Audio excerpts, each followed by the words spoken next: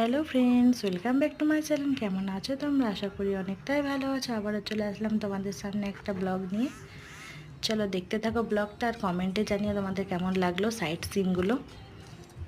আশা করি তোমাদের অনেকটাই ভালো লাগবে। আমরা দেখো ট্রাভেলটা শুরু করেছিলাম Jammu to Srinagar by road. First time journey আমাদের এটা।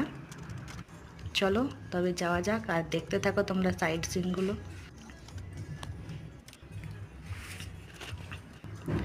রাস্তায় তো প্রচণ্ড জ্যাম ছিল, কারণ অমরনাথ যাত্রা শুরু হয়ে গেছিলো, তাই সেই সব গাড়ির জাম্প প্রচণ্ডই ছিল রাস্তাতে। আর বড় বড় দেখো ট্রাকগুলোকে দাঁড় করিয়ে দিয়েছে, কারণ দিনের বেলায় ট্রাকগুলো চলার পারমিশন থাকে না, তাই এগুলোকে দাঁড় করিয়ে দিয়েছে। কারণ এই ট্রাকগুলো যদি যায় রাস্তা দিয়ে, তাহলে ছোট ছোট গাড়িগুলো আর যেতে পারবে না।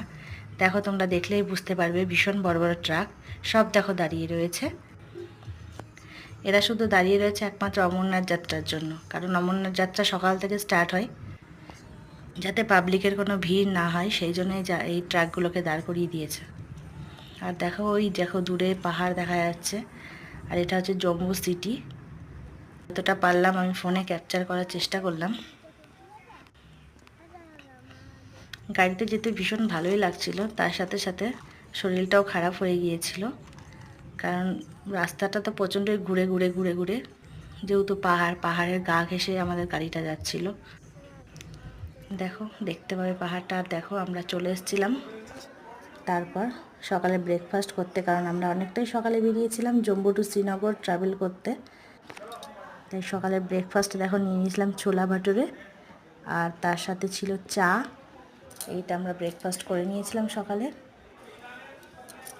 তারপর সেখান থেকে বেরিয়ে গিয়েছিলাম আবারও গাড়িতে শ্রীনগরের জন্য।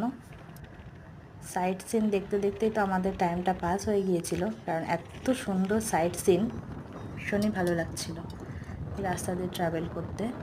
আর তার সাথে দেখো কি বিরাট বিরাট খাদ পাহাড়ের নিচে।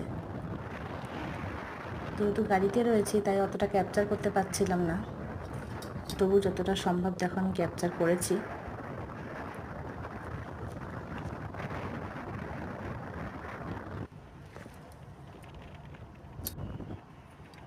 কত সুন্দর ভিউ পাহাড়ের, আমার তো ভীষণ ভালো লেগেছে।